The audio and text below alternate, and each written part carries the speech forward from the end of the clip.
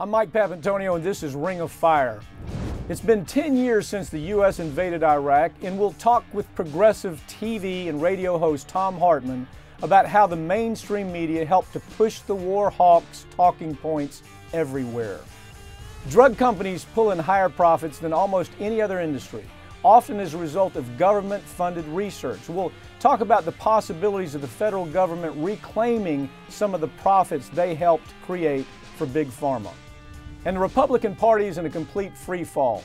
We're going to find out why the autopsy report that they created for themselves probably is not going to help revive that party. All that and more coming up. And right now, you've just entered the Ring of Fire. You can't change Washington from the inside. You can only change it from the outside. Grand jury secrecy rules. For political gain. The press can find out. That has nothing to do with politics, but go ahead. It wouldn't bother me. Oops.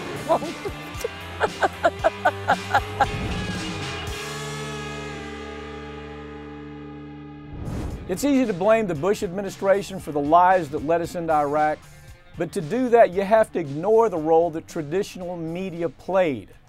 There was little to no pushback from mainstream media in 2003, and they actively helped push our nation into an unwinnable war. Joining me now to talk about the many failures of the traditional media is progressive TV and radio host Thom Hartmann.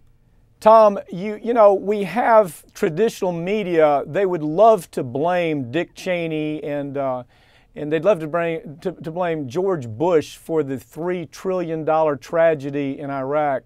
But that simply wouldn't be accurate because it never would have happened, never could have happened without the support of corporate media. That war that was based on just utter lies never could happen. Right, right, Pap. The corporate media in the United States saw this as a tremendous opportunity to get eyeballs. I mean, you know, war is not only profitable for war defense contractors, but, you know, it's like a giant football game that lasts for days and days and days, and everybody wants to watch what's going on.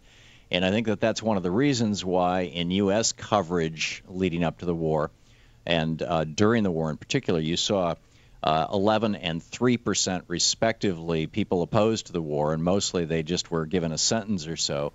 The vast majority, well over 70% of the people being interviewed were either U.S. officials or U.S. defense contractors or former generals who failed to disclose their affiliation, their consulting agreements, their contracts with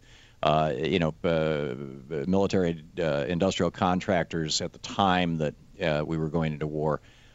There was a lot of money to be made and a lot of ratings to be gotten with the war, and the corporate media in the United States fell into step just like that. Thom, we remember the big maps on the floor there at MSNBC, and you'd have all the commentators walking around the maps and showing where there are missiles, showing where there are possible weapons of mass destruction. The whole thing was a hoax, and I don't know how traditional media, corporate media, can ever recover from it unless they're honest with themselves about the fact that but for them, this never would have happened. Doesn't it begin with honesty? And we still don't see that honesty, do we? To a large extent, Pap. To a large extent, the traditional job of media has been to question what's going on. Certainly, leading up to World War II, for example. There was a large American sentiment to stay out of World War II, even as some of the atrocities were starting to come out that the Germans were committing in Europe. The media was still questioning World War II to the point that Franklin Roosevelt had to run in 1940, and this was after the invasion of Poland, had to run on a platform for president of "I will not get us into the European war." So, that all changed, I'd say, with the Gulf of Tonkin resolution, when Lyndon Johnson basically lied us into the war in Vietnam. Yeah, but since then, we even have a worse problem in the sense that we have that 24-hour cycle. And with this 24-hour cycle of news of MSNBC trying to compete with CNN, trying to compete with Fox, what they were trying to do was one-up everybody. And so we saw the stories about uranium that never existed. We saw the stories about how there were connections between Al-Qaeda and in Iraq. We saw all of these connections that were just spoon-fed to the media. And rather than them doing their job, we had Judith Miller, that came to the surface, and then Judith Miller comes up with a story, and then we see Dick Cheney the next day selling it on Meet the Press, and nobody on Meet the Press asked the questions. I don't see how there's any way to soft pedal this. This was all about money. It was all about people like Chris Matthews, you might remember, attacking Phil Donahue so he could have his position buoyed up there at MSNBC. It was just, it was an ugly picture of competition, one-up competition. Who could tell the ugliest story? Who could tell the scariest story? I don't know how we change that, Tom. I think a lot of it, Mike, has to do with going back and asking what is news and, what is the job of the media? Shouldn't the media, if there is a debate going on in the United States, then shouldn't the media be displaying that debate? Shouldn't both sides be represented in that debate? And, we did a dismal job of that during Vietnam. We did a far more dismal job of that, as you point out, during the invasion of Iraq, the build-up to it. And the job envisioned by the founders of the Fourth Estate, and the reason why to this day, legislation passed in the George Washington administration that gives a postal subsidy to newspapers, and we used to subsidize even the manufacture of newsprint, so pretty much anybody could start a newspaper back in the day. Was that the newspapers would be the loyal opposition, or at least represent the voice of the loyal opposition. Thus, the Fourth Estate, the three branches of government, and then this fourth branch that would say, hey, wait a minute, are you really thinking this through? And instead, the media has become infotainment. It has become the search for eyeballs, the search for profitability, and there is, like I said, I think that there's an absolutely human instinct to say, this is my tribe, that's their tribe, we're at war, we're the good guys, they're the bad guys, objectify the other, all that kind of stuff. And maybe that's useful when you're in an all-out war and literally you think your survival is at stake, World War II perhaps being an example. But that certainly was not the case with Iraq. And that should have been perceived right from the get-go that was not the case. And that therefore this whole tribal mentality that was represented, Fox News continuously putting a flag on their screen, using Operation Iraqi Freedom, which ironically was originally called Operation Iraqi Liberation, OIL, and then somebody said, oops. Tom, let me move the discussion just a little bit. I was a journalist student back at University of Florida many years ago, but I was a news editing major. And one thing we learned there is that you have to be able to adjust to news stories. You have to go and do the digging. You have to get the information yourself. It's part of your responsibility. You chose this profession of journalism. But now we see with this story, with Iraq, there weren't journalists, there were journalists, but they weren't on the front page.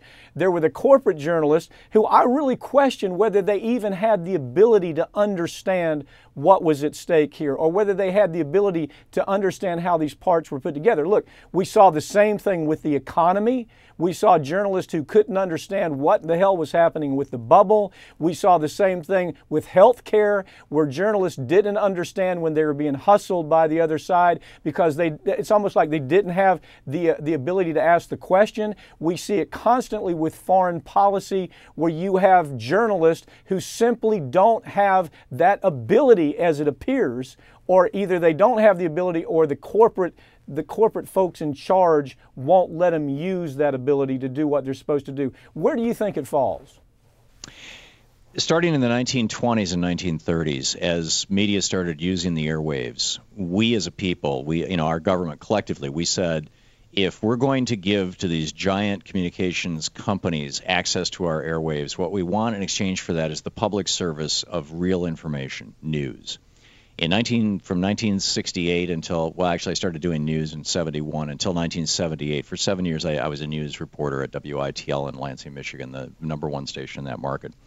And if I was even seen having lunch with one of the salespeople, I would be fired.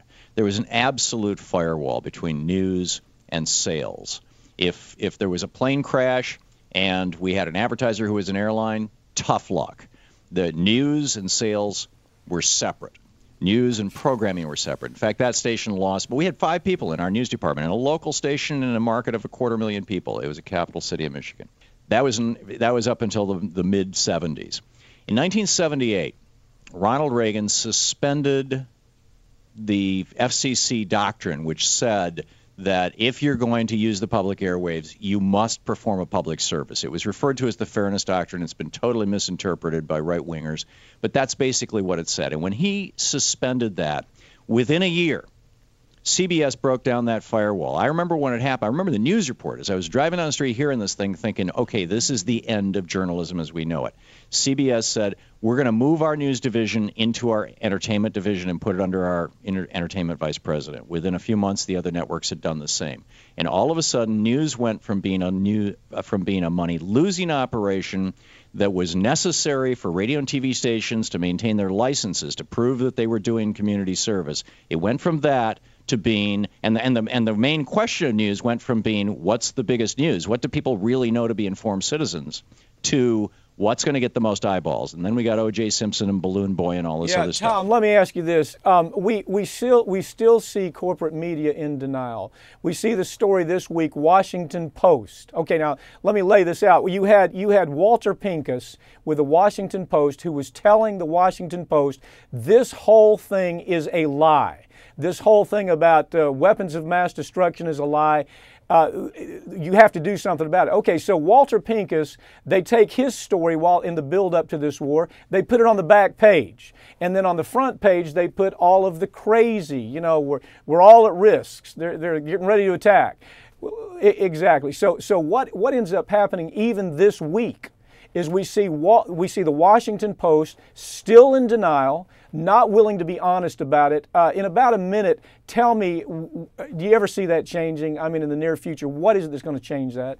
I don't see it changing unless the American people start demanding news, and instead they're continuing to want infotainment. Or if our legislature were to say, you know, we need to have news, there needs to be actual news, and let's take the profit motive out of news. Well, right now, if you look at the only good thing that's come out of this is we have an emerging public citizens media, people like you, people like what we're trying to do with Ring of Fire, that is getting some legs, isn't it? Absolutely, and that's the good news, I guess, is that, you know, since '78 this giant vacuum has occurred where people want to know, hey, what's the other side of the story? What's actually going on? And yes, we're filling that. Thom Hartmann, you certainly fill that void with your show every day, and it is the citizens media that if we're going to be saved, it's going to be saved by that very avenue. Thanks for joining me. Thank you, Mike. Just ahead, we'll find out how drug companies are robbing the federal government of millions of dollars every year. Stay tuned. We're going to be right back. I'm Mike Papantonio.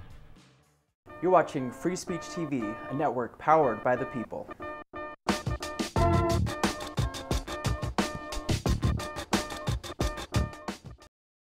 Welcome back to Ring of Fire. I'm Mike Papantonio. Drug companies in America pull in higher profits almost than any other industry in America, and they do that with the help of government-funded research. The federal government has gotten absolutely nothing in return for their work, but all that could change in the near future. Joining me now to talk about that issue are attorneys Joe Cotchett and Mike Burg. Guys, here's the problem. We have sequester in place. We're having to cut the defense budget. We're having to cut the safety net budget. And now we learn that the pharmaceutical industry is taking taxpayer money and making billions personal profit, corporate profit off taxpayer money. Not the first time you've seen that, is it, Joe? It's not, but everybody on K Street knows it in Washington, D.C. The problem is Main Street doesn't know it.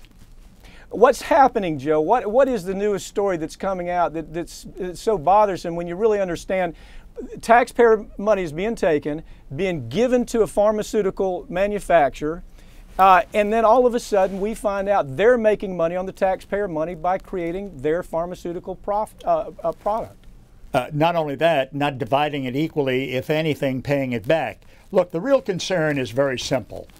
What's going on in the halls of Congress today, and I hate to say this, it involves both parties, and K Street, is that there's a total manipulation of the budgetary process, what dollars go where, and unfortunately, anybody on Main Street, USA, has no clue, it's a sad thing to say, has no clue of the manipulation of taxpayer dollars. So Big Pharma has taken advantage of that. It started right after the war, where we start sharing money with Big Pharma to develop new products to help our people, and we keep getting cut out of the profits that are returns from those drugs. It's not rocket science. Michael Burg, wasn't there something in place at one time that we had something called a fair pricing clause, that if we said to a pharmaceutical company, look, we're going to give you tax money. We want you to develop this new drug. But you know what? Once you develop it, you have to pass on a savings to taxpayers. Didn't we have that in place at one time? We did, and it's gone by the wayside. It's gone today, and in fact, when you look at the research of what we've done, as you know, Mike and I and Joe, we've done these pharmaceutical cases. First of all, they try to say that they spend all this money on R&D when the truth is, and we know in Pradaxa and other cases, they spend 70 to 80% of all the money on marketing. I've done some research with regard to some of the drugs out there today. Lipitor, consumer price 100 tablets, $272.37. The cost to make the ingredients, $5.80. The markup is 4,689%. That's pretty typical. Joe, let me go back to you on this. In this case, we had an arthritis drug. It's a drug that was developed, first of all, by the government. Let's not miss that. We had the government, Professor John O'Shea worked on this product, developed the product, and then all of a sudden you have the drug company come along and say, gee, we really like this product, and then they say, we're going to make all the profit on it. So what ends up happening is you have a person spending $25,000 a year for this arthritis drug, even though the government paid to develop it. And who's making the profit? So this year, one of the most significant cases that will affect consumers being argued in the Supreme Court. We're waiting for a decision on it. The bottom line is really very simple. Whether Big Pharma can go out and buy up a generic drug on a phony patent suit. That's where they accused the generic of violating their patent. What they do then is they settle the case. They get together, they settle the case, so they keep the high price of drugs that Mike just talked about. They keep that price up there for many, many more years. You see, we've given the drug companies a monopolistic position where they can go out and get a patent on a drug. So the poor little person that walks into CVS, Walgreens, or whatever it may be, for years is paying that extraordinary profit Mike just mentioned. Today, I don't mean today, this month or this Supreme Court term, they're going to decide whether or not pharmaceuticals can go up and buy out these generics. Now, what's interesting is that public dollars went into the generics as well as Big Pharma in developing these new drugs. So the public is getting hurt both ways. Michael, let me ask you this. After this arthritis drug was developed, you had the NIH who actually developed it, and you had Dr. O'Shea who actually developed it, declaring victory.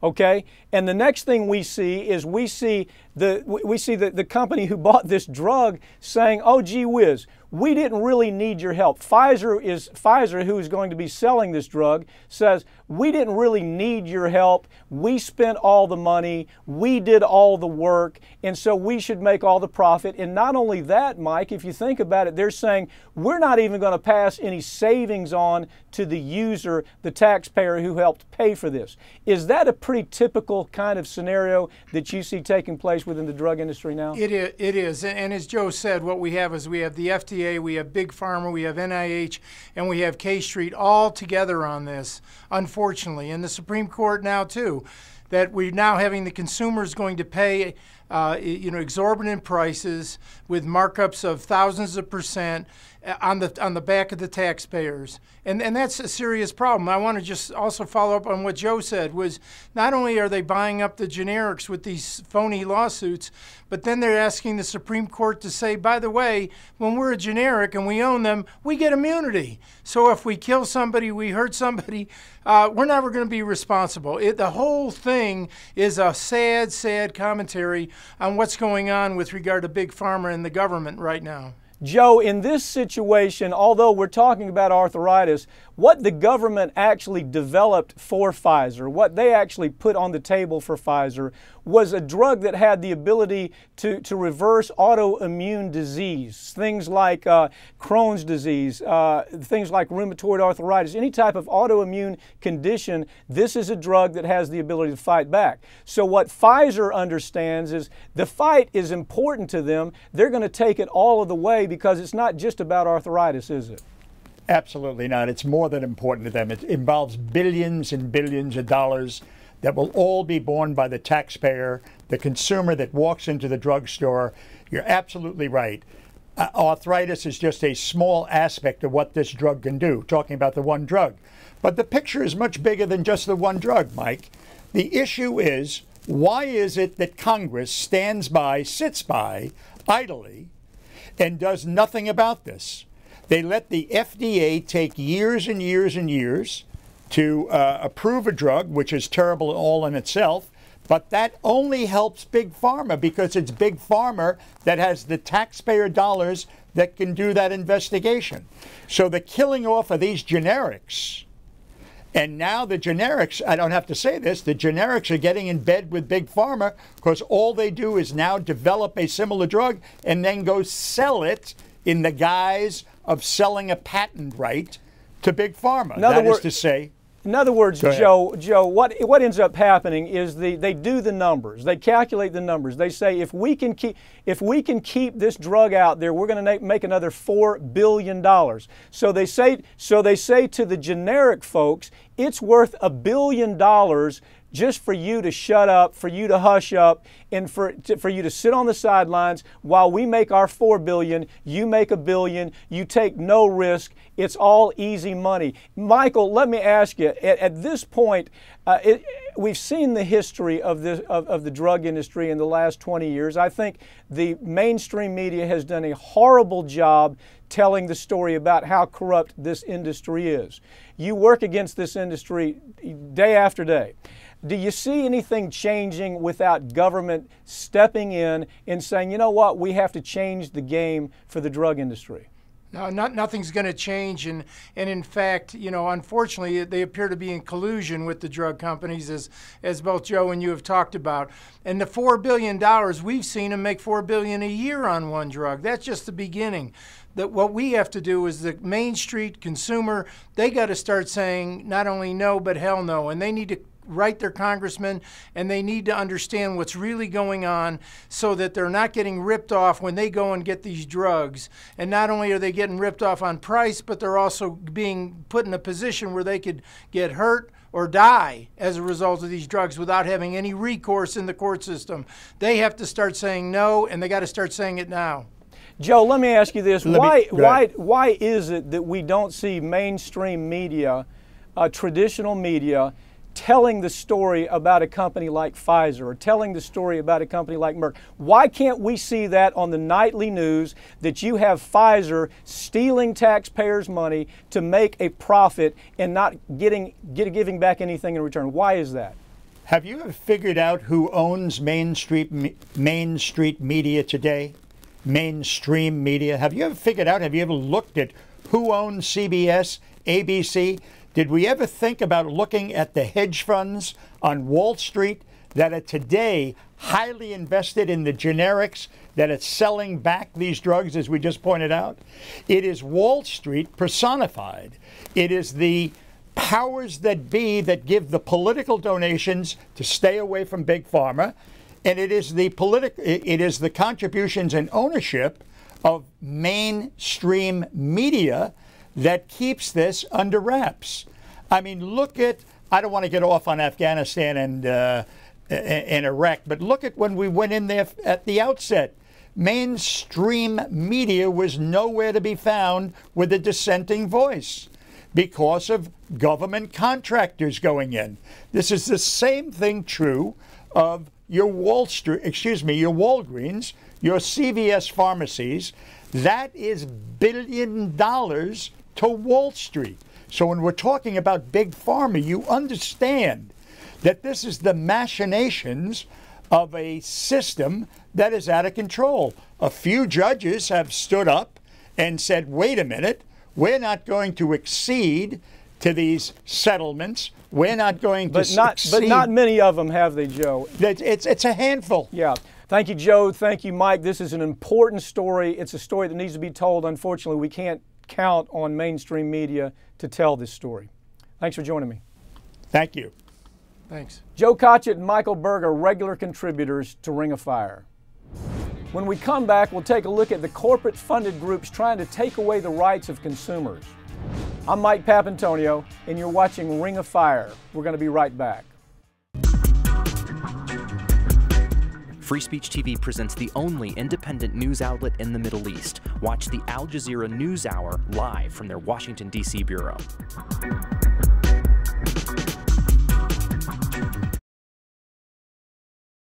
Welcome back to Ring of Fire. I'm Mike Papantonio. For decades, front groups for corporate America have been trying to sell us the idea that we need tort reform. And this effort that started almost 4 decades ago is still going strong today. Truth is, it's a lie. Joining me now to talk about that lie is Linda Lipsen, the CEO of the American Association for Justice.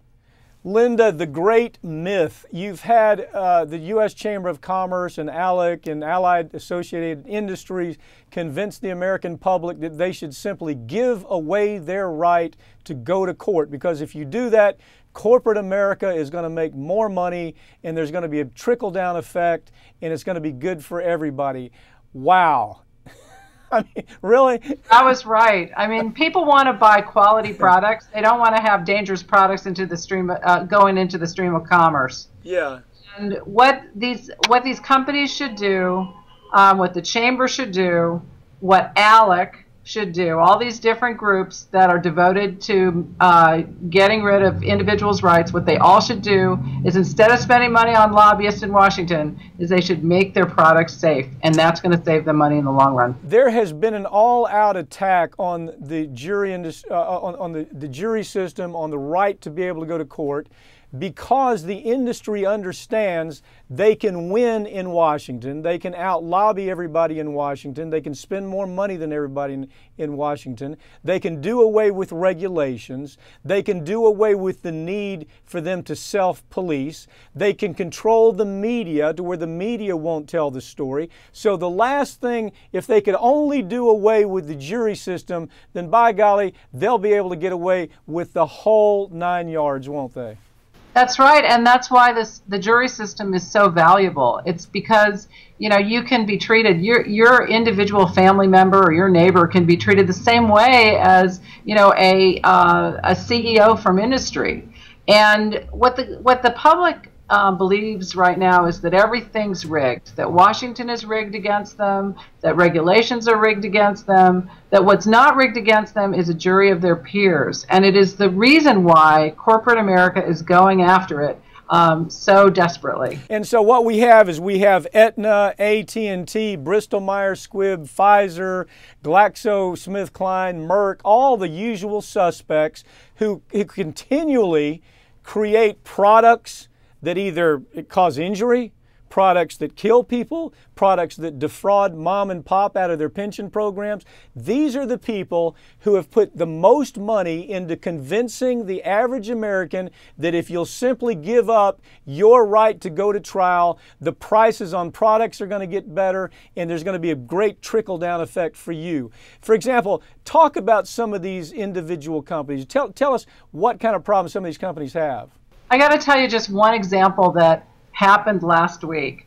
The Chamber of Commerce brought in their star witness, which the CEO from a company called Blitz Gas Can, to tell the committee of members of Congress that they had to go bankrupt because of a trial lawyer pursuing justice for their client. Okay, turns out that the gas can, which is an exploding hazard, that the gas can itself, the fix that would prevent explosions would have cost 4 cents a gas can.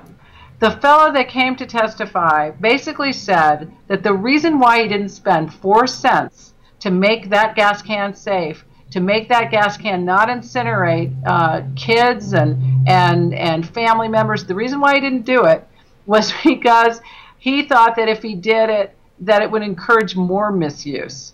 It was a ridiculous moment. But it was a ridiculous moment and stopped everyone in their tracks. Well, you know, Linda, I'd love to say that it's only the Republicans buying into that, but it's not. You have Democratic senators and congressmen that are getting so much money from the industry that they'll listen to an argument like that and say, gee, you know, that really makes great sense. But let me move the topic here. You've got an organization called, it's called CJRG.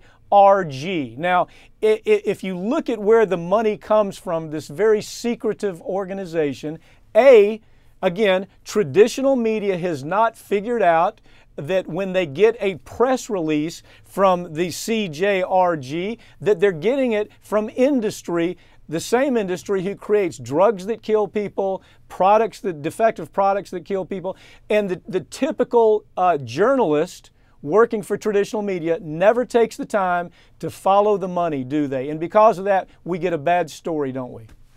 Well, that's true. It's not just this one group. It's ALEC, it's the Chamber, it's all of these organizations that you mentioned have their own lobby teams. There are hordes of representatives from industry that try to convince Congress, the public alike, that the lawsuits themselves are the dangers, not the dangerous products. And that's just wrong. So what we see with this industry more than ever, it's almost like the Tea Party industry, Linda. You almost have, when the Tea Party came out, we started saying, well, gee, this is all grassroots. These are people who really care about the Constitution. They really are honest about their position. And then come to find out, all of the money was coming from inheritance billionaires that were pumping billions of dollars in making up this organization, this grassroots organization. The industry here, Chamber of Commerce, Merck, Chrysler, Citibank, DuPont, they've done the same thing by trying to create this appearance of having a grassroots movement on this idea of civil justice reform, haven't they? Yes, that's absolutely true, although there are some within the Tea Party that are absolutely fundamentalist about the Constitution in a good way. And they think about the same thing about the Second Amendment as they do about the Seventh Amendment right to trial by jury. And several of the Tea Party folks have gone to the floor of the House and the Senate and talked about the jury trial and how it is not Congress that should be usurping that basic right. So there are some Tea Party folks that are also on the side of jury trials. But to bring it down for a landing, the money that's behind this appearance of this grassroots reform is, for example, it's Merck. Okay, Merck, they're the same people who brought us Vioxx, killed thousands and thousands of Americans. We saw them hiding documents, destroying documents, phoning up clinical data. So they're the people who want reform. We saw W.R. Grace. They're one of the people who want reform. They're the same people who brought us asbestos that has killed tens and tens of thousands of Americans. Of course they want reform. They don't want to have to go to trial and be held responsible. Or how about BP? Now this is a beautiful one. BP is one of the companies that's trying to say that hide their money, so we can't see that the money goes from BP to the grassroots organization. BP destroyed an entire ecosystem in the Gulf of Mexico, killed 11 people, probably has poisoned and made ill thousands of people more. And so, of course, they don't want somebody to be able to go to court. But why is it, Linda, that mainstream media does not have the damn sense or the backbone and character to talk about these stories? You know, I don't know. It's a continual frustration. I believe it's just being inundated by these messages on and on and on, that it's not the companies that are guilty, it's the individual family member or your neighbor that's had the audacity to fight back against corporate America. And that's just wrong. And, you know, we now have a website called takejusticeback.org and .com, and we're encouraging folks, if they want to learn about their rights, to go to the website and take justice back. Linda, talk about it. First of all, let me, as we've explained in the intro here, you probably are one of the most effective lobbyists in the business on behalf of consumers. Part of your idea was to come up with this product, this website, where a person who wants to know the truth can get to the truth. What do you have on a website like that people can follow? Well, we have stories of individual stories of courage, where individuals have looked at the face of corporate greed and said, no, I'm gonna fight back. We have examples of Congress, congressional efforts to take away people's rights and how you can get involved and how you can ask Congress not to do that. So and it's we also are trying to educate journalists and others to how important the jury system is and how it is something to be cherished and to be preserved. Well, okay, look, first of all, one thing that's part of this story is when you look at the numbers, when you look at where all this money comes from, as I pointed out, it comes from the baby billionaires, the inheritance babies who want to do away with the civil justice process because they own the pharmaceutical companies, they own the oil companies, they own a lot, and so they don't want somebody to go to trial.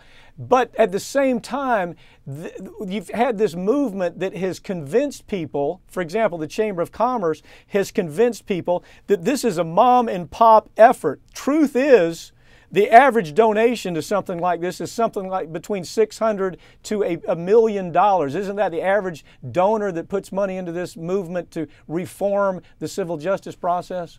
You know, it's not the small companies that are in the major players. It's the huge multinational companies that are the major players. And they hide behind the small companies and say it's all about mom and pop when it's not. I mean, there's so much about this effort that just isn't on the level. Really, what consumers want is they want safety for their families. They want to buy safe products. They want to understand them in the marketplace. And then they want, if something happens to them, they want to be able to pursue their remedies in court.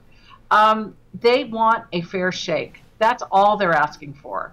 And unfortunately, for so long, corporations have tried to limit their access to the courts. And we just think it's wrong, and we want to encourage others to get involved in this fight, because the jury system is something that we should cherish and work hard to preserve. Linda, in about a minute, something very bothersome about this story is the way academia has gotten behind this movement to reform the justice process. About 30 seconds. Tell me give me your view on that. Well, you know, I can give you an example.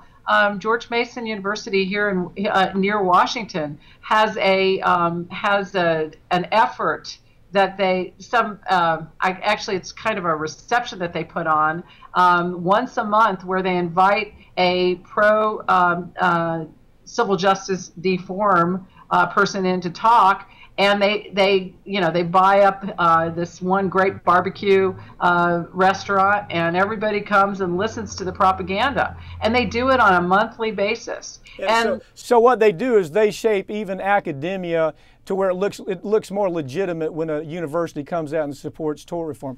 Linda Lipsen, thank you for joining us. Thank you for being out there on this fight. Okay. Thanks a lot, Mike. Linda Lipsen is the CEO for the American Association for Justice. Coming up, we'll analyze the GOP's recent autopsy report. You're going to get a kick out of it. I'm Mike Papantonio. We're going to be right back with more Ring of Fire.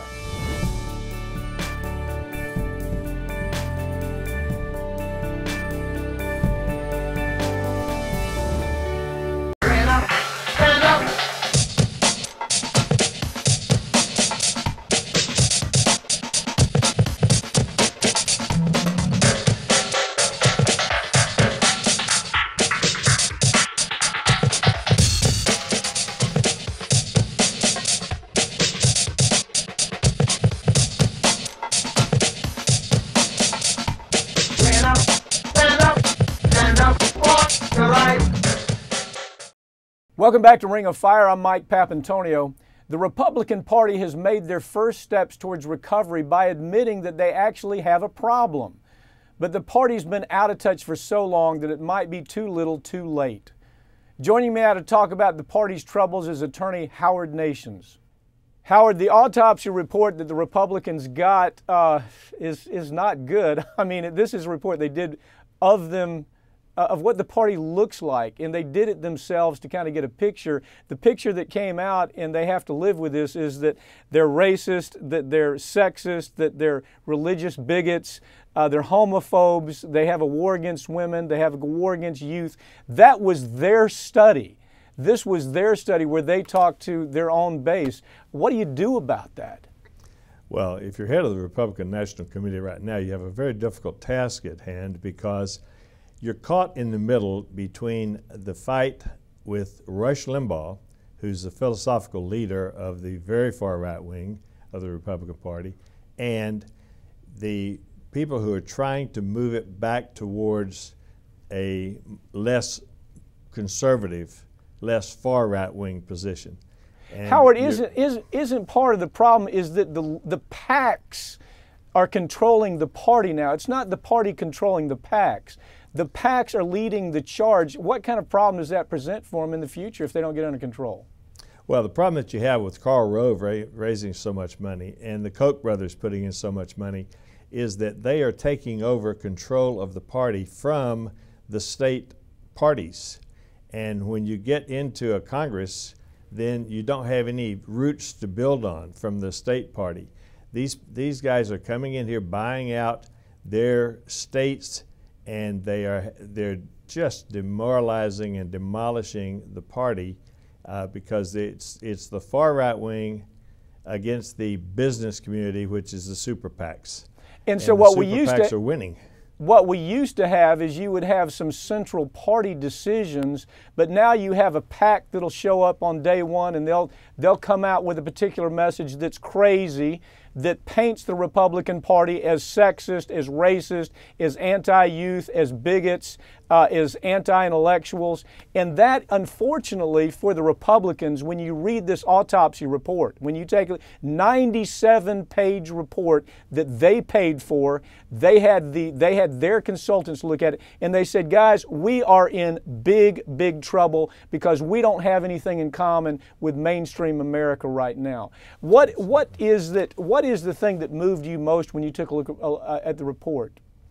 Well, the thing that moved me most was the fact that they actually acknowledged it.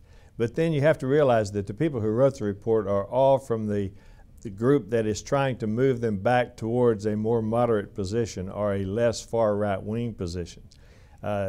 Unrepresented on the group that wrote the report was the far right wing, the extreme right wing. But the acknowledgement of the reality of the party is that they have given up the multiracial, multi-generational, multicultural. They've given up the minorities. They've insulted women. They've insulted people across the board. And the fact of the matter is that President Obama and the Democratic Party have moved in exactly the opposite direction, and they've built a very, very strong political progressive coalition with all those people. And it's youth versus age is the biggest single factor because the young people are completely lining up with the progressives. Yeah, I mean, even the young Republicans are rolling their eyes and saying, what have we become? What have we become? Where I'm on a college campus, they have these things called the Young Republicans where they show up on campus and they try to recruit. And apparently the pushback for young Republicans on campus recruiting is at an all-time abysmal high for the Republicans, and that's the future of the party.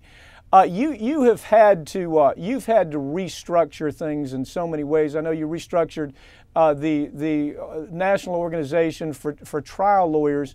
What are the obstacles when it comes to restructuring in something as serious as this? In a minute, what are the obstacles? Well, the obstacle that they're facing right now is the fact that you have Karl Rove with a lot of money who is actually financing campaigns against Republicans. So the obstacle they have to overcome is this internecine battle within the party. They have to absolutely get everybody on the same page in leadership before they can get any followers. You can't, no one wants to follow the mess that's going on right now in the Republican Party. Howard, in 30 seconds, do you agree the next national elections are going to be dismal for the Republicans, no matter what they do with this report? The next national elections will be dismal because the progressives have two things going for them. The Obama machine and the Clinton machine will be combined in the next election. They'll continue to, with their grassroots mobilization, which they've done so brilliantly, they continue to call for economic equality. And I think, frankly, that in the next election, the way they rallied around the first African-American president in the last two elections, I think that they'll be rallying around the first woman as president of the United States in the next election. That's going to fire the base. Let's hope. Howard Nations, thanks for joining me. My pleasure. Thank you, Mike. Howard Nations is the past president of the National Trial Lawyers Association. FDA reports have been coming in for about a year warning consumers about the dangers of a popular dialysis drug. But what the FDA isn't telling consumers is that the drug company covered up the dangers of that drug for years. I've got attorney Ben Gordon with me to talk about that topic. Ben, FDA let another one go through, another one that they made, I suppose they simply made the same mistake, asleep at the wheel, not asking the right question, and another bad product is killing people in America. Granuflo, tell us about it. Yeah, Granuflo is a product, a chemical product manufactured by a company, a German company with a big U.S. presence known as Fresenius, 55,000 U.S. employees if you look right on their website. And you're exactly right, it's a failure in leadership. This company, we believe, based on the evidence we have so far, has known for possibly decades about the dangers of Granuflo and the risk of heart attacks and people getting hemodialysis. In a nutshell, they produce the acid portion of a product that goes into a filter to help filter these people's blood who have problems, diabetes and other medical problems and need dialysis. The acid portion, known as a diacetate, unfortunately boosts the bicarbonate that they have in their body so high that they end up with an abnormal pH. The pH level rises to such high levels it becomes toxic, and they end up dying of a heart attack. Isn't the ugly, there's so many ugly parts to this story, but tell us, the company got an internal memo. The internal memo was very clear. It said our product is killing people. Here's how it's killing people. And they kept that quiet. Did I get that right? That's right. They knew before that memo came out that they had a problem. That person finally, the whistleblower, did the right thing and disclosed the evidence in 2011, and not until 2012 did the company finally realize the cat is out of the bag. We've got to come clean and tell people before we get into really hot water. But the reality is they knew long before that 2011 memo that this product was dangerous, that it was boosting levels of bicarbonate too much and causing these people to have heart attacks. And virtually the only reason they came forward was because the whistleblower forced them to. The whistleblower actually disclosed the internal memo. The whistleblower told them, this is what's happening, we're killing people, here's the physiology of how we're killing people. And this company, and talk about, what is this company? Who are they? Well, Fresenius is a German-based company with, worldwide, they make billions of dollars, just like so many of these companies, producing these products to supposedly help cleanse the blood of these patients, when in reality what they're doing is giving these patients a toxic overload of the bicarbonate portion of the solution. And why did they do it? This company, with 55,000 U.S. employees, gobbling up other companies of this type in the United States, has done everything they can to simplify their procedure and cut costs in a way that they can save themselves money, boost the bottom line to themselves without protecting patient safety. What's shocking about it, Pap, and that shows a failure of leadership, is if you go on their website and you look at who they say their executive leadership is, guess who's number one? A lawyer. Guess who's number 2? An accountant. Guess who's number 3? A chemist. They don't even have doctors. They're not even talking about, a company that shows as their own proud leadership medical doctors who, the one doctor they list on their website on the first page as their executive leadership is a guy they just hired 3 years ago because they're trying to clean up their image. So here they come up with a product that, if I got the numbers right, Ben, correct me if I'm wrong, but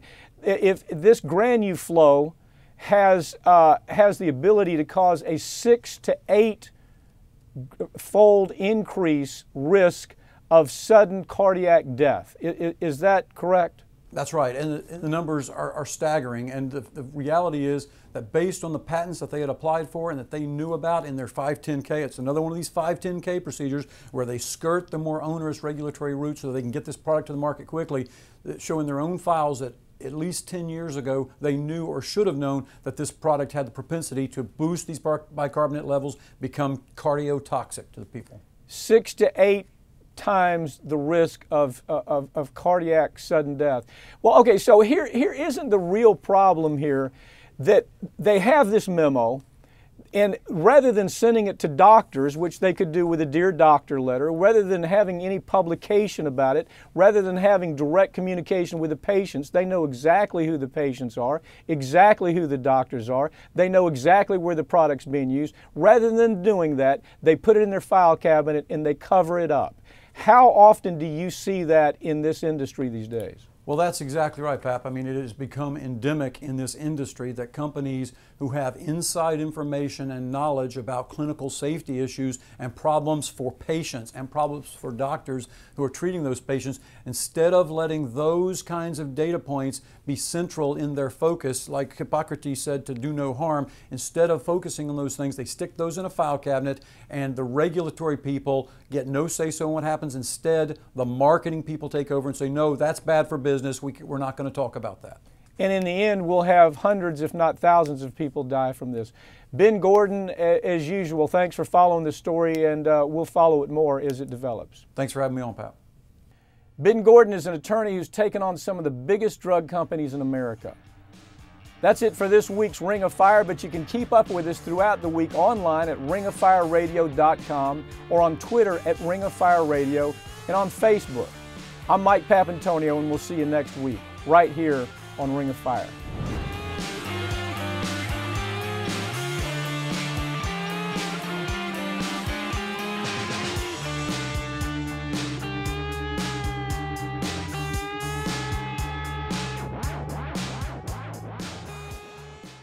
You're witness to a political coup taking place right in front of your damn eyes. That caliber of evil needed to be held accountable in courtrooms. Billionaire mad money wasn't enough to buy democracy. Legislators don't have enough sense to think for themselves. They let Alec do it. Here at Ring of Fire, the truth is our only agenda, so we're able to bring you the stories that mainstream media just ignored or completely got wrong.